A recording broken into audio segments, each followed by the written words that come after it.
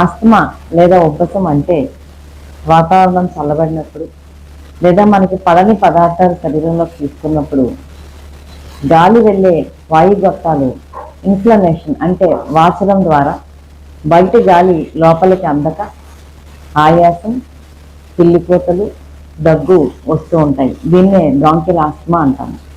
సాధారణంగా వీటికి inhalation steroids అంటే పీల్చే గొట్టాలు రాస్తూ ఉంటాము.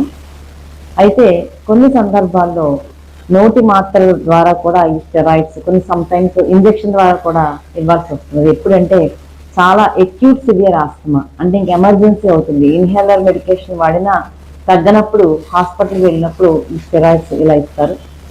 అయితే ఇలాంటి పరిస్థితుల్లో పూర్తిగా ఈ వాపు ఎక్కువైతే వాయుగొట్టాల్లో అసలు గాలి ఏమాత్రం వెళ్ళక ఆక్సిజన్ అందక అప్పుడు కనుక స్టెరాయిడ్ ఇవ్వకపోతే ఈ వాపు రిలీవ్ అవ్వక ప్రాణాంతకం కూడా అయ్యే అవకాశం ఉంది. So steroids in asthma are life saving, ఆ వాపుని తగ్గిస్తాయి కాబట్టి గాలి లోపలికి వెళ్తుంది. అయితే ప్రతి ఒక్కరు ఈ మధ్యన డిస్కస్ చేసుకుంటుంది ఆస్తమాలో స్టెరాయిడ్స్ వాడి ఒక 200 కేజీలు పెరిగిపోయారని. అసలు ఇన్హేలర్ స్టెరాయిడ్స్ వాడడం వల్ల ఏమాత్రం వెయిట్ గెయిన్ ఉండదు. నోటి మాత్రల ద్వారా వాడిన స్టెరాయిడ్స్ వల్ల వెయిట్ గెయిన్ చాలా తక్కువగా ఉంటుంది. కొద్ది మందిలో అది కూడా ఉండదు. కారణం ఏంటంటే ఒక 1 వీక్ 10 days పాటు మాత్రమే ఈ నోటి ద్వారా ఈ స్టెరాయిడ్స్ కానీ ఇంజెక్షన్స్ కానీ ఇస్తూ ఉంటారు.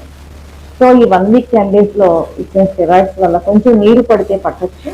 ఆ నీరు వన్స్ మనం 1 or 2 weeksలో మళ్ళీ ఆపేస్తాం స్టెరాయిడ్స్, అప్పుడు నీరు బయటకు వచ్చేస్తుంది. ఆ వెయిట్ గెయిన్ మళ్ళీ నార్మల్గా అయిపోతుంది, గెయిన్ అయిన వెయిట్. కాబట్టి ఈ ఒక తప్పుడు అభిప్రాయంతో ఉండకూడదు.